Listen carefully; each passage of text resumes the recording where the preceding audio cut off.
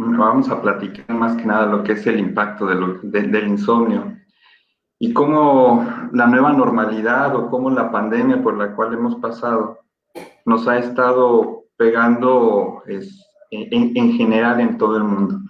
En esta primera diapositiva, en este primer slide, bueno, pongo aquí algunas cuestiones que tienen que ver en relación con el trabajo y el tiempo que estamos viviendo actualmente. Podemos ver quizás a una persona, no sabemos si sea oficinista o que sea, que está dormida sobre su pantalla, sobre el teclado de su computadora. Seguramente le encargaron alguna actividad, alguna tarea, porque la actividad laboral no se puede detener en todo momento. Y vemos arriba también quizás a una persona pensando alguna situación familiar, personal,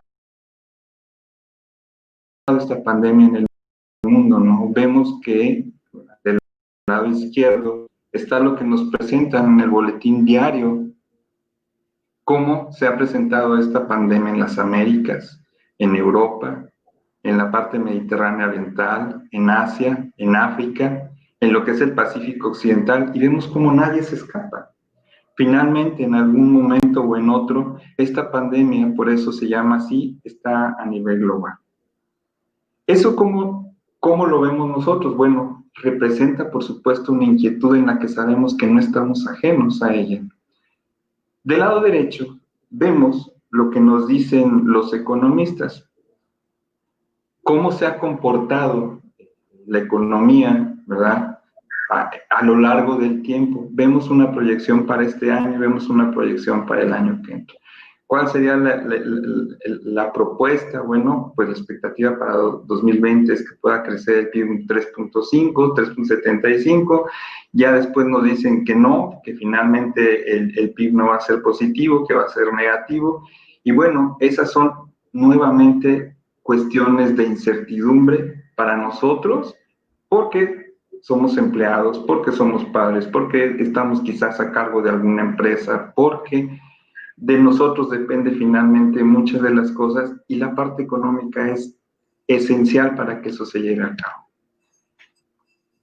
Aquí si nosotros viéramos lo que nos dicen, por ejemplo, algunas instituciones, cuál ha sido el comportamiento de asegurados, de trabajadores, qué es lo que oficialmente existe, puesto que hay economía informal también, cuál ha sido el comportamiento a lo largo de los años. Vemos como, por ejemplo, en 2002 se ha comportado, a 2006, 2009, que tuvimos una crisis también de salud muy importante, una crisis económica también muy importante, cómo se recuperó a lo largo del tiempo, que es la línea roja, y lo que esperaríamos para este 2020. Pero vemos en un gráfico azul que está acompañando a esto, lo que tiene que ver propiamente con la caída de empleos por la situación del coronavirus. Vemos cómo es una caída abrupta que llama la atención para cualquier persona que sepa o que no sepa ver gráficos, ¿sí? Esta enfermedad, por un lado nos afecta a nuestra salud, pero por otro lado también nos afecta a nuestro trabajo. Y este es un reflejo. Lo que les estoy presentando aquí son las incapacidades que se generan en el Seguro Social a lo largo de las semanas. En la parte inferior de los gráficos vamos a ver cómo se comportan estas enfermedades cada semana y las incapacidades que se generan por ellas, viendo de color morado lo que vienen siendo las enfermedades respiratorias agudas y las incapacidades que generaron. En un café clarito, ¿verdad? Lo que es las incapacidades que se generan por influenza, pero vemos que se empiezan a agregar algunos colores oscuros en la parte inferior que tienen que ver con las neumonías y el color verde, que son lo que tiene que ver con incapacidades generadas por coronavirus. Ustedes pueden ver también, es muy evidente en la gráfica, cómo estas incapacidades han ido en ascenso. Hay dos gráficos, uno del lado izquierdo y uno del lado derecho, donde en el lado izquierdo están las actividades que se consideran esenciales y en las actividades no esenciales del lado derecho.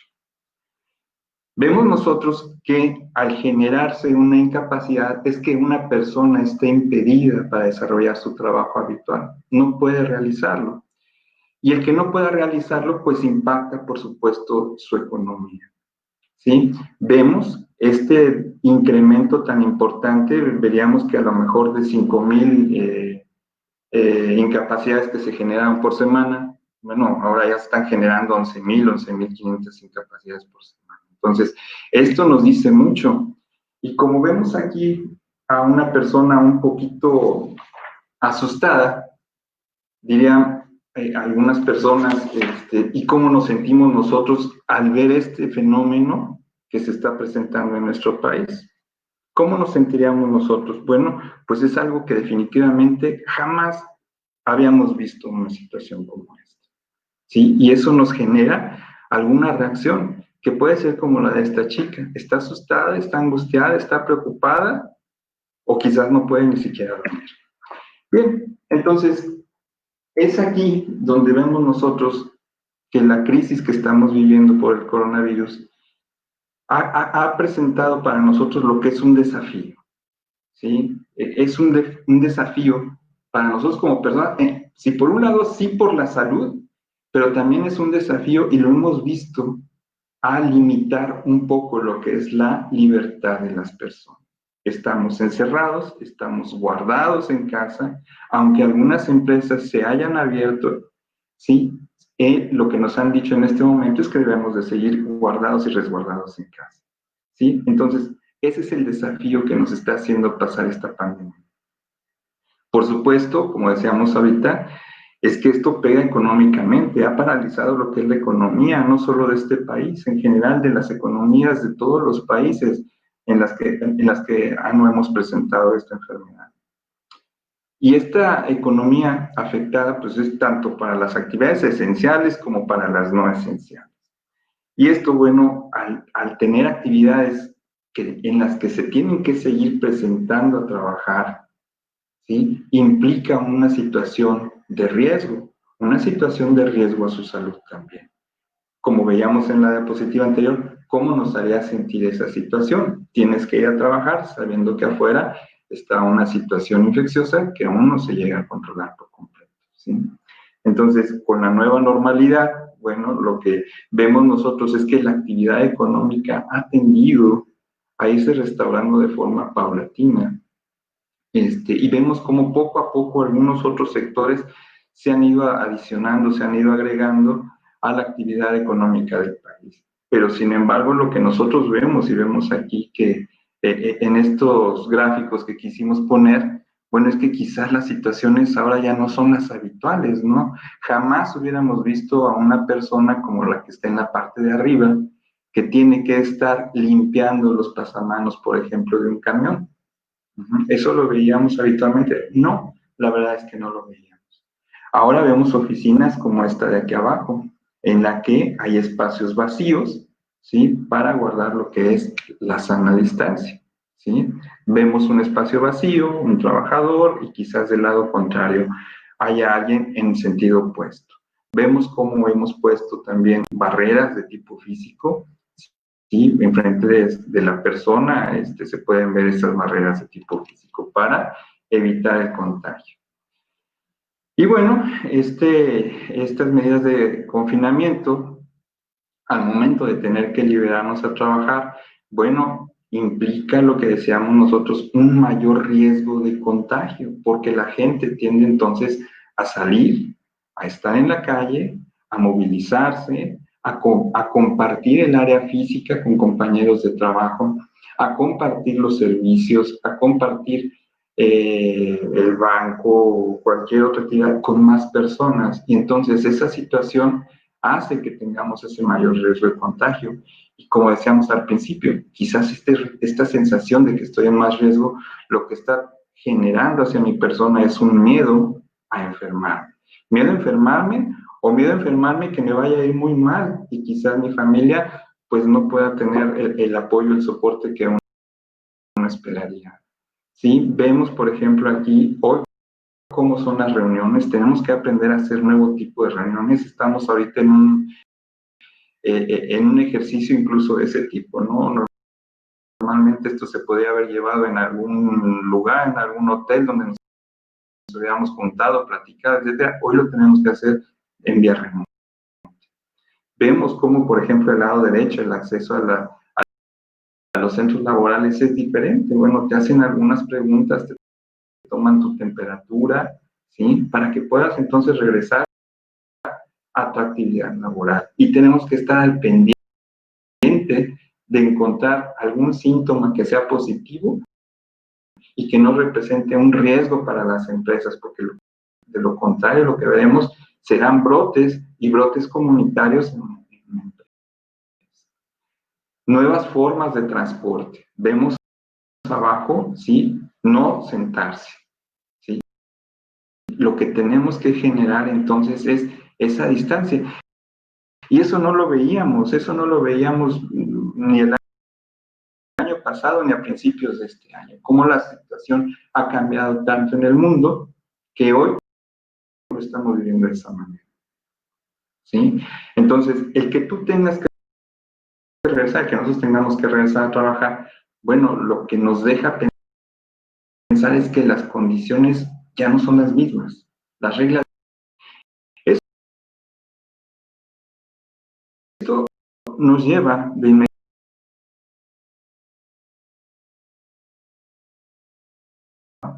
a referenciar lo que son los factores de riesgo psicosocial.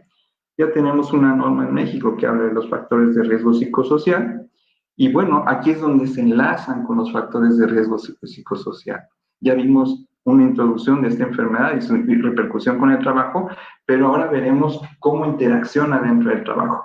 Y al hablar de factores de riesgo psicosocial, ¿a qué me refiero? Bueno, los factores de riesgo psicosocial son aquellos, la definición lo que nos dice, son aquellos que pueden producir trastornos de ansiedad, ¿sí? Es decir, que por motivo del trabajo te esté generando ansiedad, ¿sí? Eso es un factor de riesgo psicosocial.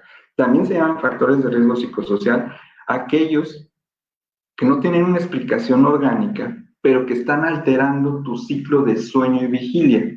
Esta es una palabra que vamos a estar usando en esta plática, pero bueno, nosotros vemos alterado por alguna situación de trabajo que no tiene alguna otra explicación de tipo orgánica, ¿sí? Que la parte del despertar y el dormir se altera. Y eso es parte de los factores de riesgo psicosocial. Otros son aquellos también en los que se involucra el estrés grave, los trastornos de adaptación, como decíamos, relacionadas inherentemente al puesto de trabajo. Tiene que ver las jornadas de trabajo, el que tengas que estar expuesto quizás a algún antecedente traumático severo, ¿sí? Cuestiones de violencia, de muerte, etcétera, que sean por relación al propio trabajo, ¿sí?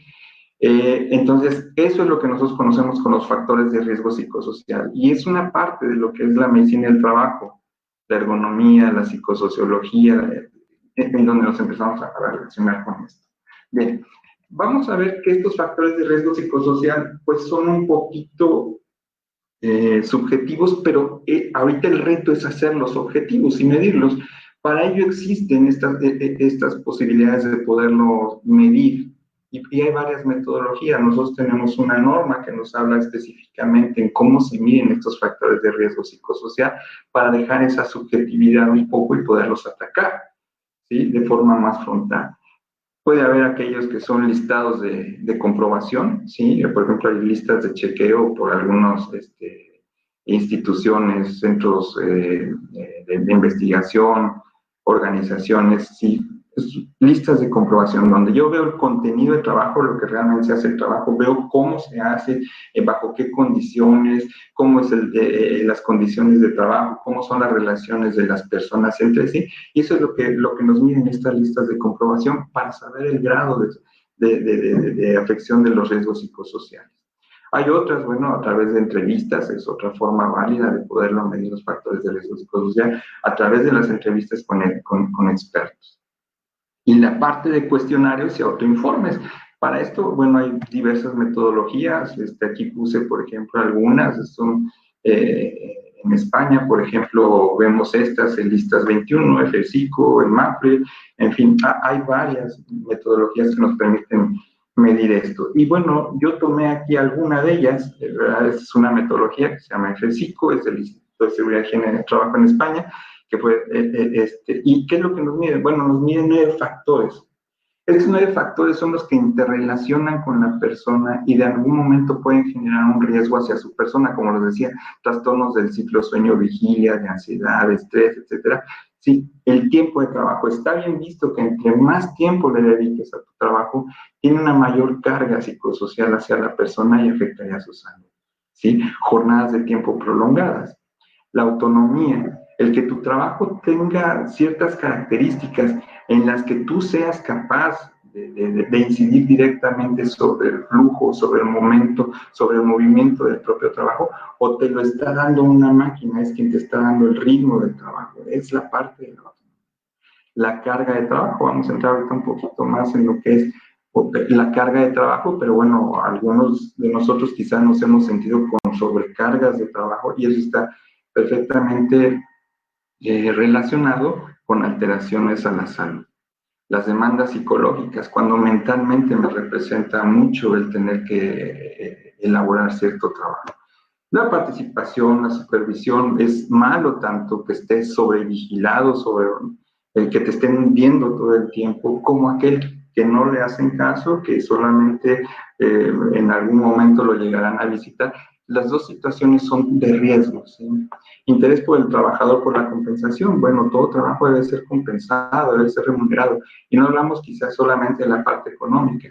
Sí, la parte económica, por supuesto que tiene mucho que ver, pero también lo que tiene mucho que ver es que te sientas que tu trabajo es visto, que es valorado por alguien más, por tu institución, por tu jefe, esa palmadita de decir, oye, estás haciendo muy bien las cosas, oye, cumpliste los objetivos, etc.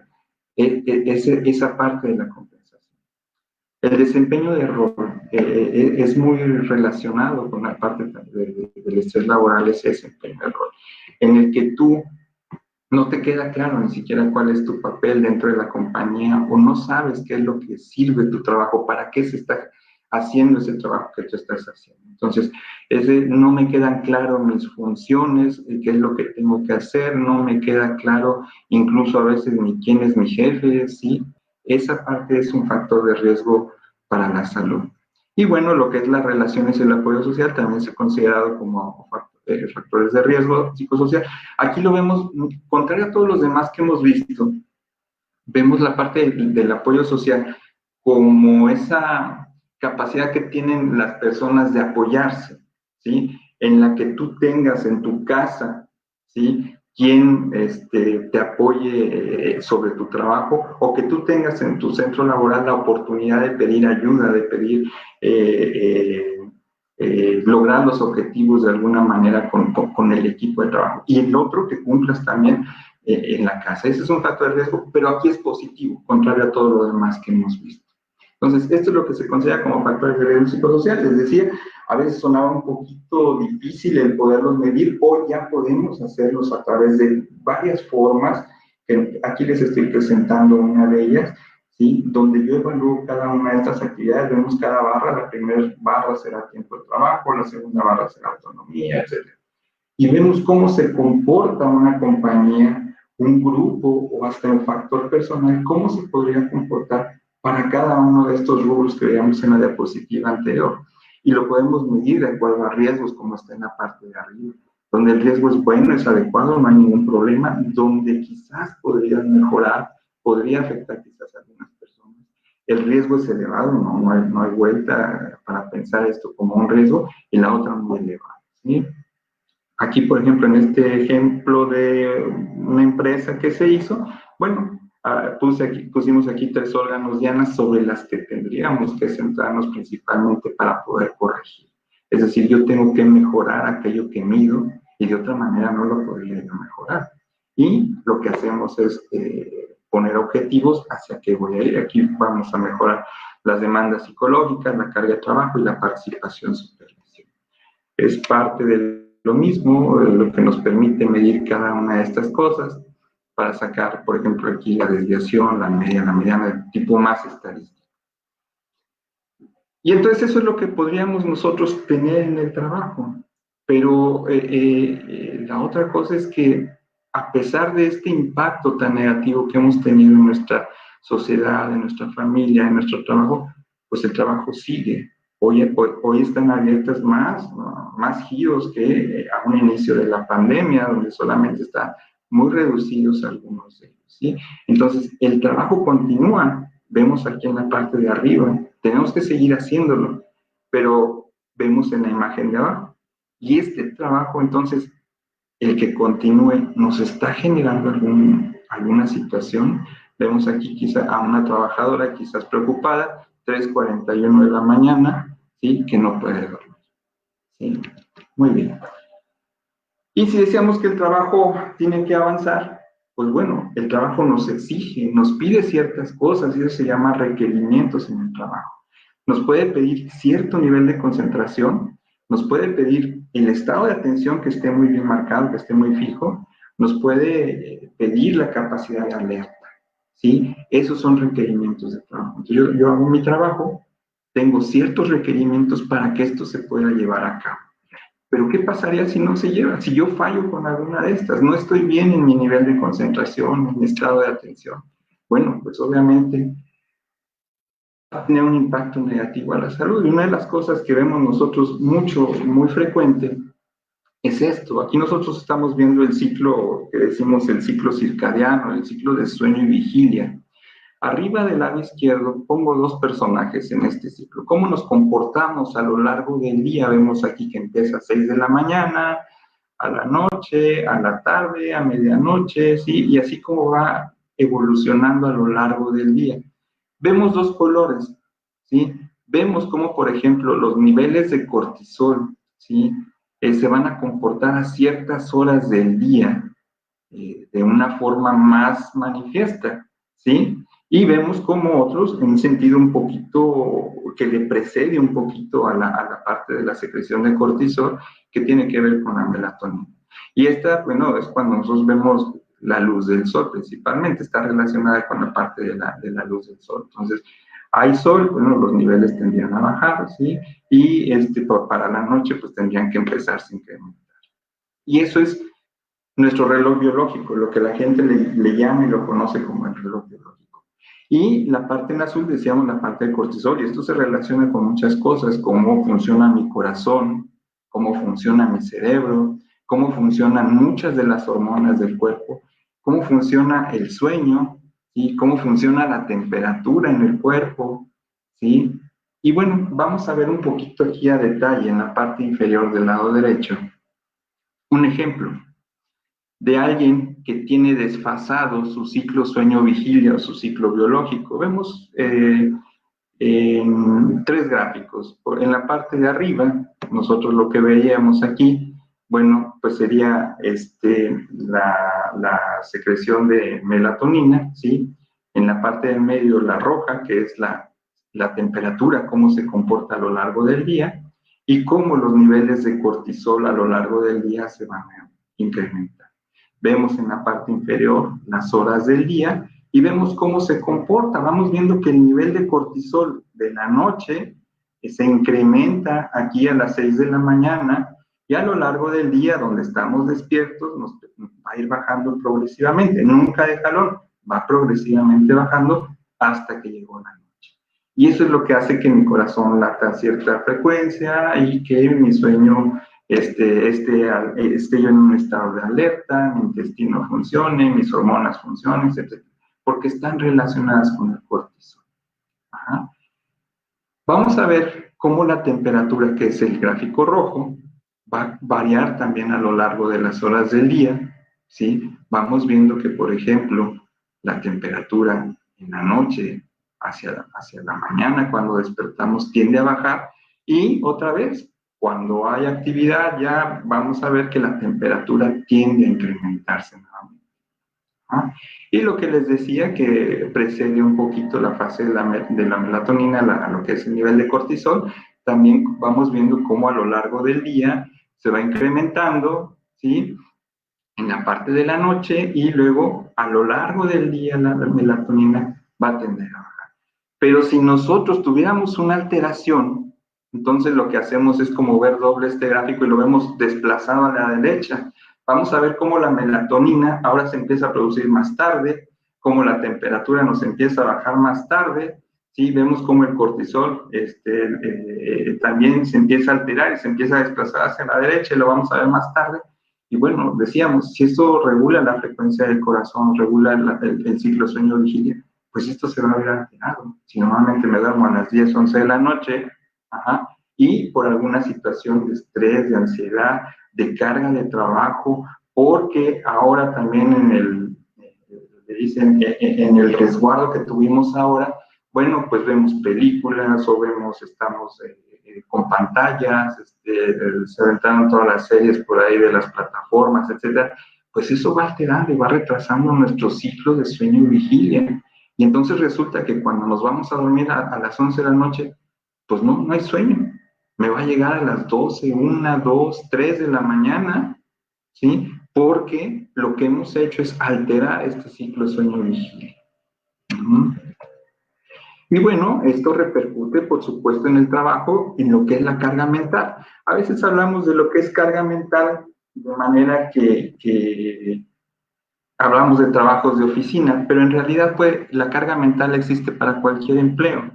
Aquí hay un gráfico de un autor, el profesor Pedro Mondelo, experto en la parte de ergonomía, en la que nos habla de esta carga mental, cómo se lleva. Vemos aquí 5 puntos, 5 elementos, unas S, una T, una R, una D, una A. Bueno, son las sensaciones, una sensación que nosotros podemos ver, el percibir, el representar, el tomar decisiones y el tener una respuesta. Yo voy a ponerles un ejemplo. Para que nosotros podamos estar alerta y esa carga mental no se vea alterada, porque esta se va a alterar finalmente cuando tenemos más trabajo o el tipo de información que estamos manejando es un poco más compleja. Entonces yo puedo percibir una sensación de que algo no está bien. Vamos a suponer un ejemplo. A lo mejor un camión materialista que no es un trabajo que nosotros consideraríamos de tipo mental, en el que nosotros vamos a ver qué va a cargar o descargar. Hay gente, hay trabajadores alrededor de él, y bueno, lo que va a hacer es echarse en reversa para que pueda ser cargado. Entonces, hay algo diferente aquí, y él activa su sistema de alerta en esta parte de la sensación. ¿Qué pasa si por atrás del camión se atraviesa alguien? Bueno, pues él tiene que estar al cuidado. Y en el momento en que eso suceda en sus espejos o en sus sensores de reversa, si trae o ¿sí? Tiene que percibir que algo está pasando atrás. Él todavía no toma ninguna decisión al respecto, ¿sí? Una vez que él ya percibió que algo pasó en la parte de atrás, él tiene que representarse finalmente lo que indicaría esa sombra que vio o esa persona que vio pasar, si finalmente sí salió o no. Él tiene que representarse mentalmente esa idea de lo que él está observando en su actividad, para que finalmente pueda tomar la decisión de si le pongo o no le pongo el freno al camión porque alguien pasó en la parte de atrás. Y si es así, que yo lo pueda hacer, que yo pueda tener esa capacidad de respuesta. Imagínense que nuestro ciclo sueño-vigilia, veíamos en esta parte de la alerta que está alterada, no se llevará a cabo. Bueno, pues esta es una de las causas por las cuales los accidentes en los centros laborales se relacionan con tipos de problemas en los cuales la mente está ocupada o no descansó o está en una situación en la que no fue posible que se llevara a normalidad. ¿Sí? Es un ejemplo muy típico. Y entonces, hablando de carga mental, bueno, pues nosotros lo que vemos es que la carga mental tiene que ver, como decíamos en la diapositiva anterior, con la cantidad de información que yo tengo que ver y la calidad de la información, porque puede ser más o menos compleja, ¿sí? Y la otra, bueno, el tiempo que tengo para poder responder, eso es lo que hace que esa carga mental se vea incrementada. Y se ve de alguna manera modificada por el nivel de aprendizaje, por el estado de fatiga, que es aquí el que quiero subrayar, la parte de la fatiga. Si yo estoy fatigado, entonces esa carga mental la voy a percibir como mayor, ¿sí? Y entonces quizás en ese momento es cuando empieza a alterar mi salud. Tiene que ver, por supuesto, con la personalidad de cada uno. No todos los humanos somos iguales para nada. Tiene que ver también con qué interés, con qué satisfacción, con qué motivación haces tu tarea. Y el tiempo de respuesta, pues también se ve alterado por si hay ruido, si hay falta de iluminación, etc. Eso es lo que hace que se perciba la carga mental. Aquí hablando de trabajo mental, también hay algunos factores que son determinantes y las consecuencias también de esto. Nosotros lo que vamos a ver es que hay exigencias en el trabajo. Finalmente, el trabajo, al nosotros tener que realizarlo, pues nos va a requerir algo. Decíamos ya antes, nos va a requerir que nuestro cuerpo funcione en determinado. Entonces, tiene que ver las exigencias propias del trabajo. Las exigencias propias del trabajo pues tienen que ver con el contenido del trabajo, decíamos, con las condiciones ambientales, pero también con la organización y los aspectos psicosociales que están en el propio trabajo.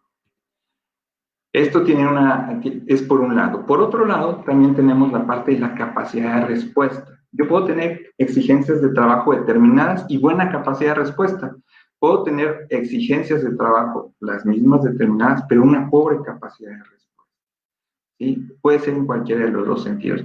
Y bueno, esto se ve alterada por factores personales, que este es el que estamos nosotros hablando y estamos tratando de abordar, la parte de los factores personales, el no dormir bien, ¿sí? Las condiciones extralaborales que también pueden estar jugando un papel importante, y vemos que esta exigencia de trabajo tiene que interrelacionarse en los dos sentidos con la capacidad de respuesta. Esto lo que va a hacer es que yo tenga resultados en el trabajo. Pueden ser buenos, pueden ser malos, pero tener resultados en el trabajo. Y entonces vamos a estar hablando de una persona que rinde o que no rinde. Y vamos a estar hablando también de consecuencias positivas o consecuencias negativas para el trabajo, porque el trabajo tiene un efecto positivo y tiene un efecto negativo. Muy bien. Ya que hemos visto también esta parte, bueno, vemos cómo la salud de las personas, la salud de los trabajadores es principalmente afectada por tres elementos: el contenido de trabajo con la propia organización, ¿sí? Y también nosotros lo que vamos a ver aquí es que, bueno, también la realización de las actividades tiene que ver con el impacto a la salud. Nosotros pasamos una tercera parte de nuestra vida, en teoría, en el trabajo, si se puede hablar.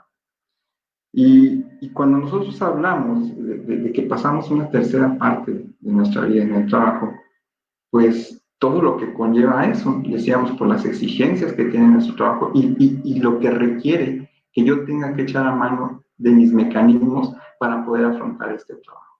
Decíamos que si es un impacto negativo, tendrá factores negativos. Uno de ellos es el insomnio, cuya prevalencia, es decir, su presencia realmente en algún lugar es muy variable, dependerá mucho de lo que nosotros podamos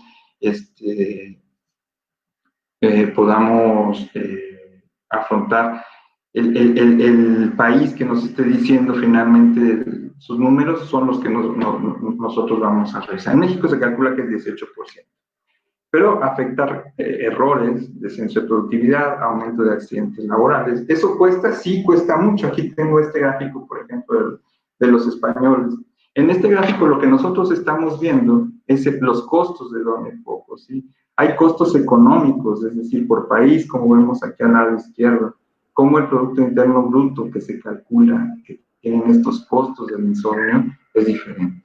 En Canadá, en Alemania, en Reino Unido, ¿sí? ¿Cómo afecta la productividad? Donde nosotros vamos a ver que es hasta 2.4% menos de productividad por esto. Y el riesgo de mortalidad, aquellos que duermen en teoría sus 6-7 horas, tenían un riesgo de mortalidad de 7 y algunos se pueden incrementar hasta un 13%. Aquí vemos un autor que nos dice, por ejemplo, cuáles son los costos del insomnio. Hay directos, indirectos, y los costos intangibles, aquellos que no se pueden medir o es difícil medirlos. Los costos directos, lo que realmente es el medicamento directamente, o la parte no médica, como pagar a alguien que nos cuide, etc. Los costos indirectos, que aquí es donde entran los accidentes de trabajo, el ausentismo, los accidentes de tráfico, etc. Y vemos lo que cuesta, por ejemplo, en Estados Unidos para algunos autores, ¿no? 1.8 billones de dólares, que son miles de millones de dólares, ¿sí? Pero puede irse hasta costos indirectos alrededor de 92 mil millones de dólares o 100 mil millones de dólares. Algunos estudios, por ejemplo, nos dicen cómo se relacionan estos factores psicosociales con el trabajo, Y vemos aquí como, por ejemplo, en estos factores en el trabajo, pues cómo hay efectos que son positivos y negativos hacia el trabajo. Y en específico, marqué este artículo. Es un artículo que tiene que ver con trabajo y con insomnio. ¿Sí? Cómo, por ejemplo, afecta de alguna manera, aquí es la evidencia científica, ¿sí? El propio trabajo. Hay factores que pesan más y factores que pesan menos, pero todos ellos relacionados con el insomnio. ¿Sí? El tener bajo apoyo social, que una empresa sea estresante, el que no tengas control de tu trabajo, el trabajo a turnos, inciden directamente sobre esto. Nosotros lo que vemos aquí también los costos, por ejemplo, también lo que se calcula que esto cueste es alrededor de $1,967 por empleado por año. Y aquí hay algo ya relacionado directamente al coronavirus, un artículo muy, muy reciente, de hecho todavía no se publica, está en una revista científica, por ahí ya para publicarse próximamente, ya está aceptado, validado, pero es comparar qué alteraciones en el sueño hubo por el coronavirus en China, donde el insomnio se llegó a incrementar hasta un 20% en la población en general y, por ejemplo, en algunas poblaciones trabajadoras con resultados mucho más elevados. Por ejemplo, la parte médica no es este 20% de incremento, la parte de los trabajos más expuestos puede llegar a ser hasta 34 a 36% que tuvo impacto en la parte de lo que es el insomnio. Además de trastornos de ansiedad, de síntomas depresivos, y bueno, las consecuencias son importantes para la salud física y mental de la persona, para problemas de pareja también, el que alguien no duerma bien, el que no haya una buena adaptación en relación con el entorno, en las consecuencias para la empresa, como veíamos, de la siniestralidad y la accidentabilidad laboral, y costos generales en sí para lo que es los sistemas de salud y de seguridad social. Formas de incidir positivamente sobre esto desde el punto de vista en el trabajo, es una metodología para poder afrontar los factores de riesgo psicosocial, pero también los consejos que se le hacen llegar a las personas, que tenga buenos hábitos de sueño, que haga ejercicio, etcétera, y que puedan incidir para tener mejor lo que es la calidad de sueño. Y yo con esto terminaría mi presentación. Muchas gracias a todos.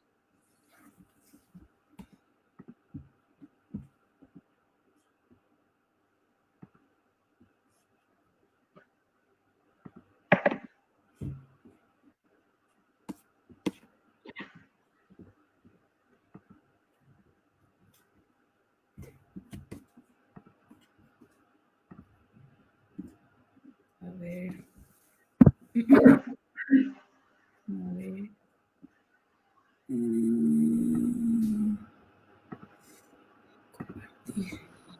Hola.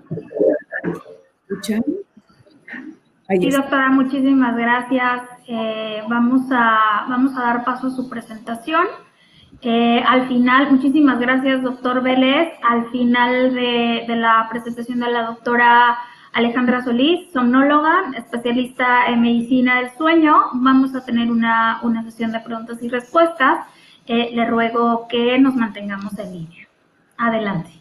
Hola, bueno, yo soy la doctora Alejandra Solís, soy especialista en trastornos del sueño y bueno, la primera parte de esta presentación les voy a platicar un poco del panorama de la relación que tiene el insomnio y la productividad. Justamente regresando y retomando algunos datos importantes acerca de la prevalencia del insomnio, esta prevalencia es previa justamente a la nueva normalidad. Y mundialmente se estimaba que del 10 al 28% tiene insomnio de la población en general. En México depende justamente de las fuentes que ustedes consulten, pero puede ser del 8 al 18%. Pero no solo lo importante es el insomnio inicial, sino también la presencia de esos despertares durante la noche en los cuales se reportan hasta en el 40% de la población. Y bueno, justamente ahorita que estamos viviendo la contingencia, esta pandemia, se estima que hasta las poblaciones más estudiadas hasta ahorita justamente son aquellos trabajadores de la salud, en los que se estima que el insomnio es hasta en el 40% de la prevalencia en esta población. Y no se me haría algo como fuera de lugar que en la población en general esta se haya incrementado. ¿Cuáles son los factores justamente que en la cuarentena afectaron nuestro sueño? Pues primero es la disminución en la actividad física, después es la disminución en la exposición a la luz y por otra parte ese miedo, esa preocupación que nos hace estar alerta, lo cual nos activa y nos hace tener un estado de hipervigilancia, lo cual hace que se dificulte conciliar el sueño. Doctora, perdón que la interrumpa, nos está comentando que no se ve su presentación, entonces no sé si guste que la podamos agregar para que los asistentes puedan verla.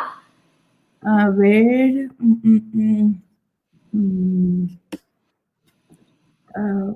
justamente le estoy dando compartir. Ok, perfecto. No, creo, aquí está. ¿Sí? A ver, ¿me puedes avisar si sí se ve? Claro. A ver, ¿se ve? No. Sí, pues le estoy dando...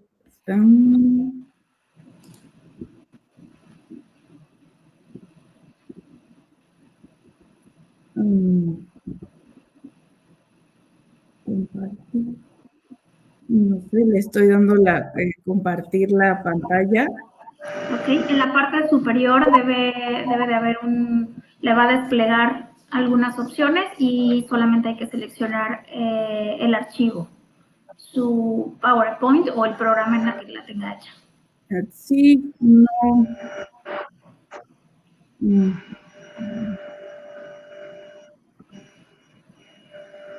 A ver, le doy, está aquí. Es que me sale que solo puedo compartir Chrome. Ok, adelante, por favor. ¿Sí? Ok. Entonces, bueno. Pero sí me pueden ver a mí. Ok, entonces, retomando un poco de justamente estos factores que impactan en justamente la presencia del insomnio, ya tenemos que previo a esta contingencia, ya había demandas ocupacionales, teníamos horarios laborales irregulares, incluso a ustedes como periodistas les está sucediendo ahorita que justamente por tener las últimas noticias tienen que incluso conectarse a horas en las que es esperado que estén durmiendo. Entonces, todos estos factores son los que han impactado sobre todo en la presencia del insomnio. Esto obviamente son factores perpetuantes o desencadenantes del insomnio. ¿Y cómo se va a presentar? Pues es justamente con esta dificultad para conciliar el sueño y despertar continuamente. Para hablar un poco justamente de cuáles son las consecuencias laborales de este insomnio, los podemos dividir en tres rápidamente. Justamente es el ausentismo laboral y quiero que ustedes sepan que previo a esta pandemia, nosotros sabíamos que una persona que duerme mal faltas en promedio 5 días al trabajo justamente por este mal dormir. En cuanto a la productividad, se documenta que hasta un 13% es menos productivo, se presenta menos trabajo efectivo en estas personas que tienen problemas para dormir y el 12% de las personas que llegan tarde se deben a una mala noche de sueño. Si se dan cuenta, el insomnio no solo tiene consecuencias nocturnas, también tiene consecuencias diurnas, las cuales obviamente van a impactar en nuestra productividad. Y para justamente hacer haciendo un resumen de esto, 1 hora menos de sueño, ¿cómo se va a traducir? La recomendación es que un adulto entre 25 y 65 años en promedio debe de dormir de 7 a 9 horas. 1 hora menos de sueño en nosotros se traduce en el día, ya sea en la dificultad para la toma de decisiones laborales, que constantemente se nos tenga que estar repitiendo las órdenes que suceden en el trabajo y sobre todo la dificultad para concentrarse y llevar a cabo nuestras tareas. Esos son los factores que impactan en nuestro sueño.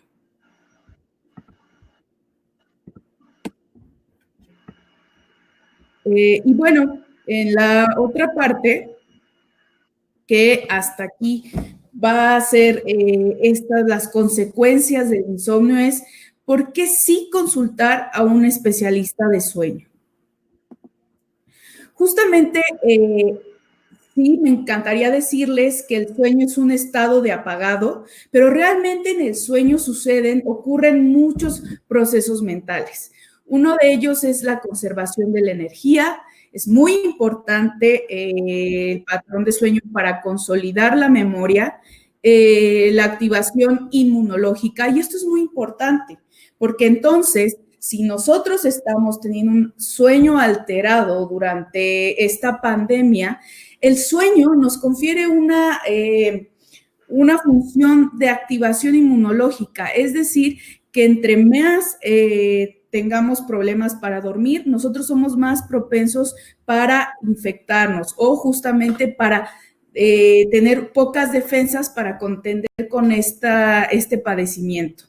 También otra de las funciones es la restauración de la actividad cerebral y regulación del metabolismo. Entonces, estos son procesos que durante el sueño se están dando, y entonces si nosotros no estamos descansando las horas suficientes, estas funciones se alteran. No solo los problemas justamente del sueño se dan a nivel del metabolismo, también hay accidentes, y hay accidentes tanto laborales como en la vida diaria. Les comento que según la Asociación Americana de Medicina del Sueño, tiene una información acerca de una persona que tiene insomnio, tiene 2 veces más la probabilidad de morir a causa de un accidente automovilístico. Entonces, esto es muy alto. Esto quiere decir que si 2 de nosotros tenemos justamente una mala noche, una de esas 2 personas tiene riesgo para tener un accidente automovilístico. Durante los accidentes laborales y sobre todo lo que se ha reportado y lo más estudiado hasta ahorita son riesgos de accidentes industriales, y que una persona que tiene una mala noche de sueño tiene 8% más de riesgo en personas con problemas justamente para dormir. Y sobre todo me gustaría compartir con ustedes qué es un especialista en sueño. Realmente es algo nuevo, no es algo nuevo, sin embargo es algo que está tomando mucho peso acerca de qué es un especialista del sueño. Un especialista de sueño es aquel médico que evalúa nuestro patrón y sobre todo hábitos de sueño. También evalúa la presencia de síntomas asociados con el sueño, entre ellos la dificultad para conciliar o mantener el sueño, la presencia de somnolencia excesiva diurna y sobre todo evaluar el impacto que tienen estos durante nuestra productividad. Así, el especialista del sueño nos va a dar un diagnóstico con respecto a los trastornos del sueño y nos va a dar opciones de tratamiento tanto no farmacológico como farmacológico. Como conclusión, entonces, aquí es importante justamente tomarlo en cuenta. ¿Por qué? Porque justamente Armstrong, durante la pandemia, nos ha dado opciones que nosotros podamos para que nosotros podamos justamente tanto evaluar nuestro patrón de sueño como arreglar nuestro problema de sueño que se está dando ahora en la pandemia. Justamente Armstrong pone a nuestro alcance una red de especialistas en sueño y que justamente no necesitamos salir de nuestra casa. Yo los invito a ustedes, sé que no pueden ver la presentación, pero les paso el link, que es citas.ulihealth.com/Armstrong, que ustedes pueden acceder a esta serie de médicos especialistas en el sueño. Y bueno, como conclusiones para pasar a la sesión de preguntas, que seguramente ustedes tienen muchas preguntas acerca del insomnio en esta pandemia, es que existe una red de especialistas justamente en sueño, que no debemos minimizar las consecuencias del insomnio. Las consecuencias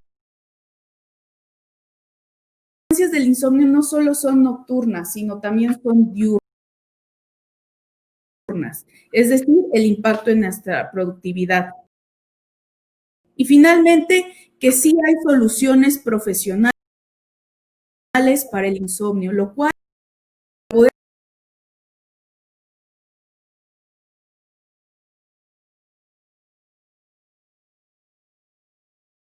buscar a un profesional de la salud que justamente me dé indicaciones dirigidas hacia mí, digamos, todas las actividades que tengo, hacia mi profesión, y que justamente evitemos poner en riesgo nuestra salud. Y bueno, eso sería todo de mi parte.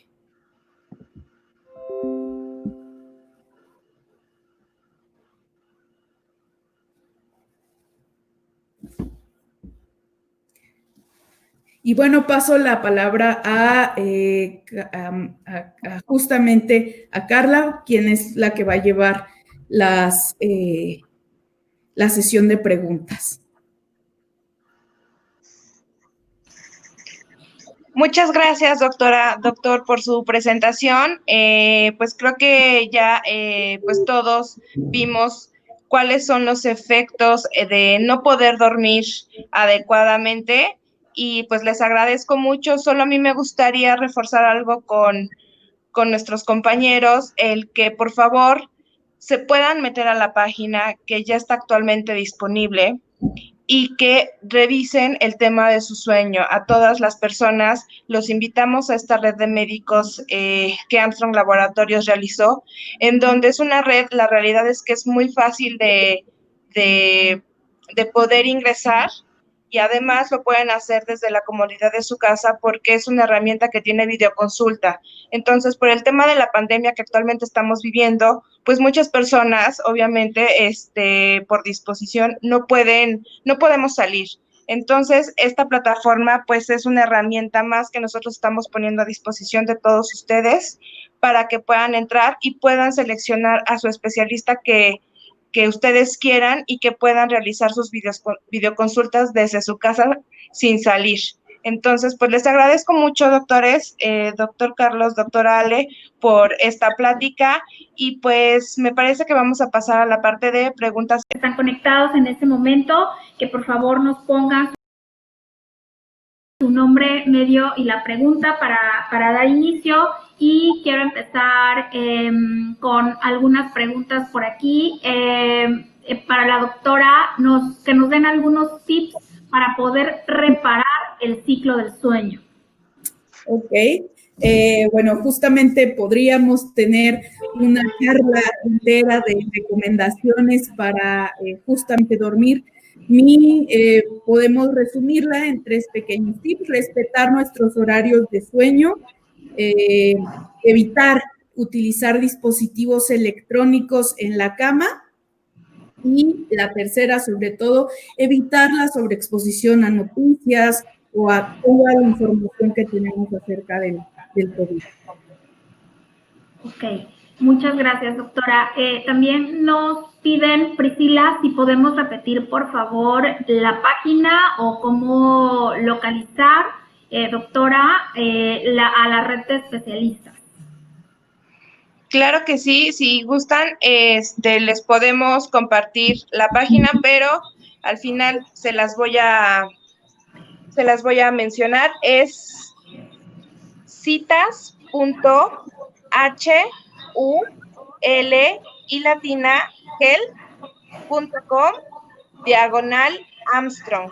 Ahí es donde ustedes pueden consultar a la red de especialistas en sueño, y como les había comentado, pues esta plataforma, uno de los beneficios que tiene es que los médicos pueden hacer videoconsulta y los pacientes pues ya no pueden salir de su casa para evitar el tema de la pandemia. Entonces los invitamos a que puedan entrar a esta plataforma y pues empiecen a agendar sus citas con estos especialistas en sueño. Perfecto, muchas gracias, Pris. Esta pregunta nos la hizo Maribel Vega.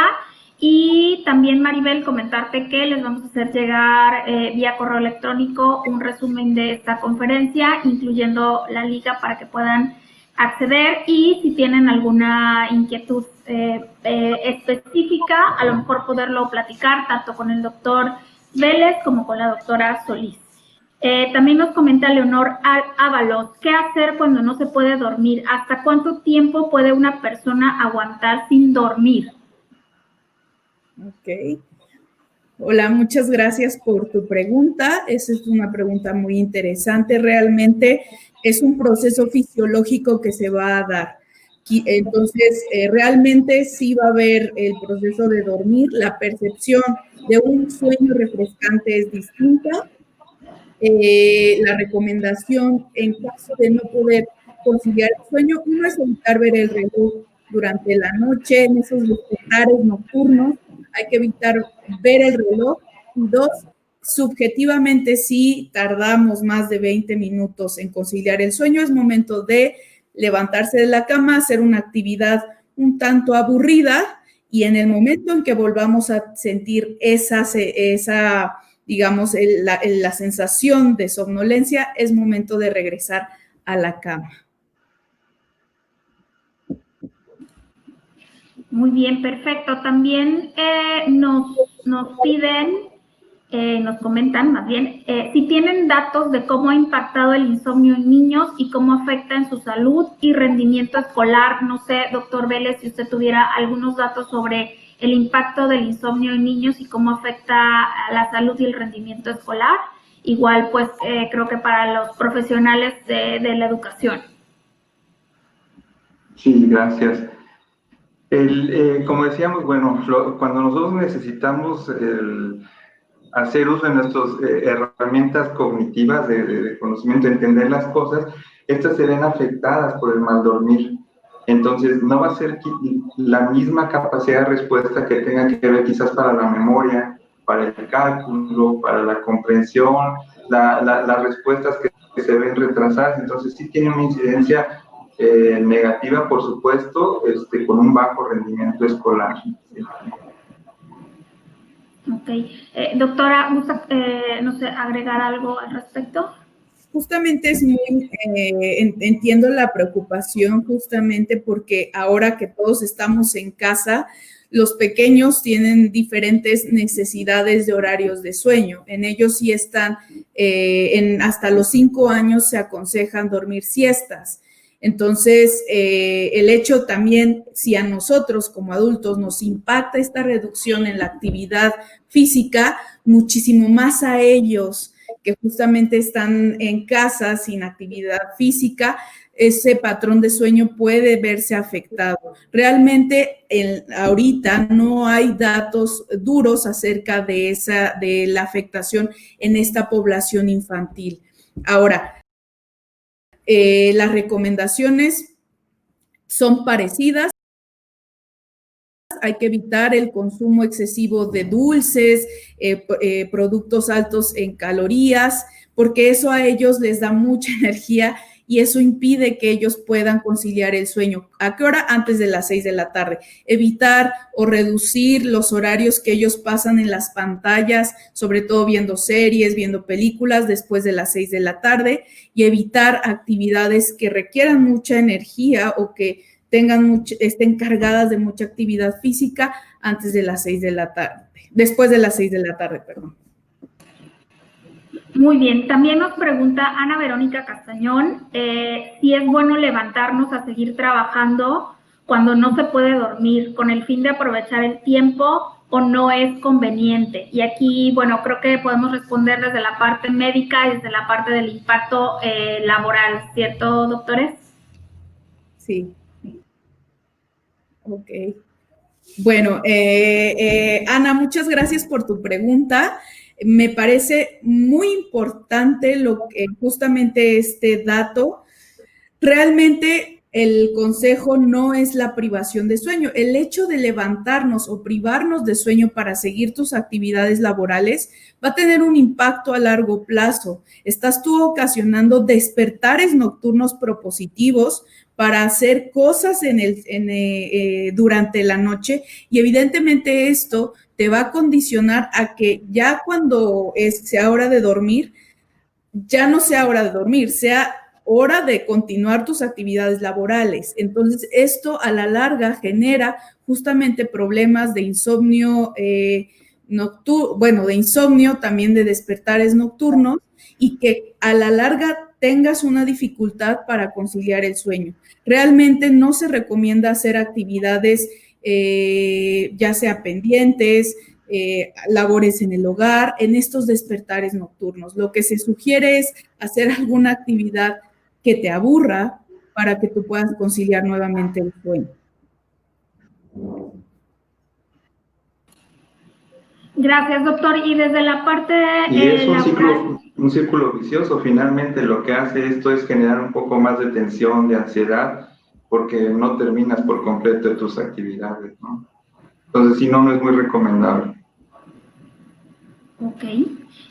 Otra pregunta que nos hace Ana Verónica nos dice, en el caso de la menopausia también se sufre de insomnio. ¿Cómo distinguir entre este tipo de falta de sueño y el que es provocado como tal por la menopausia?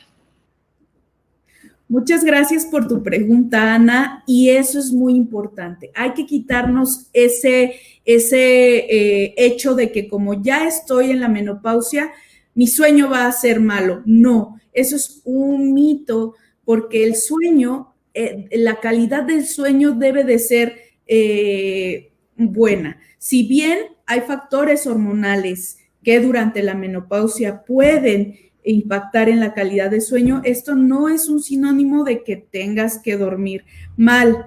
Sí, se pueden presentar despertares nocturnos por estos cambios hormonales, pero realmente el consejo justamente aquí es que de forma personal podamos acercarnos a esta red de médicos para evaluar nuestro caso en particular, para que nos den las mejores recomendaciones para el tratamiento del insomnio, porque justamente no estamos hablando de una mala calidad de sueño normal en la menopausia. Puede haber insomnio en la menopausia y se necesita dar un tratamiento. Muy bien, muchísimas gracias.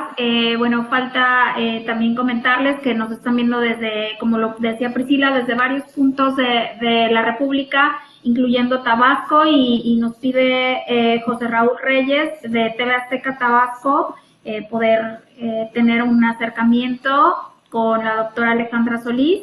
Y bueno, no sé si tengan algún otro tema en lo que nos terminan de llegar también algunas otras preguntas. Nos dicen aquí de Radial FM, nos están viendo también. Doctora, usted tenía por ahí un test que iba a compartir. No sé si nos puede hablar de esto. Qué bueno, gracias por la laboratorio, Carla. Es muy importante. Muchas de las dudas que todos tenemos es ¿cuándo tengo que visitar al especialista en sueño, ¿no? Porque a veces por costumbre es algo esperado o nos esperamos a dormir mal mucho tiempo y realmente no sabemos cuándo mi sueño necesita atención. Una es que por lo menos si nosotros tenemos a la semana 3 noches malas o 3 malas noches con calidad de sueño que sintamos que no descansamos lo suficiente, que al otro día estoy irritable, me falta la concentración, me duele la cabeza, ese es un indicativo de que hay que visitar a un especialista del sueño. Si esto se ha dado en los últimos 3 meses, también hay que visitar un especialista en sueño. Si durante el día mi concentración, mi rendimiento laboral no está al 100 o mi percepción es de que no estoy rindiendo lo suficiente, también es indicativo. Si existen despertares nocturnos durante 3 noches a la semana y en estos despertares nocturnos me tardo más de 30 minutos subjetivos para dormir, es momento de visitar a un especialista en sueño. Muy bien, perfecto. Este test se lo vamos a estar compartiendo. Y bueno, para concluir nada más un agradecimiento a todos los periodistas conectados en este momento. Nos ven desde Guanajuato, Tabasco, Mérida, Ciudad de México, Tele Yucatán y Mérida, Yucatán, el Diario de Yucatán. Muchísimas gracias por estar conectados. No sé si tengan algún último tema que quisieran compartir con la prensa y así concluir esta rueda.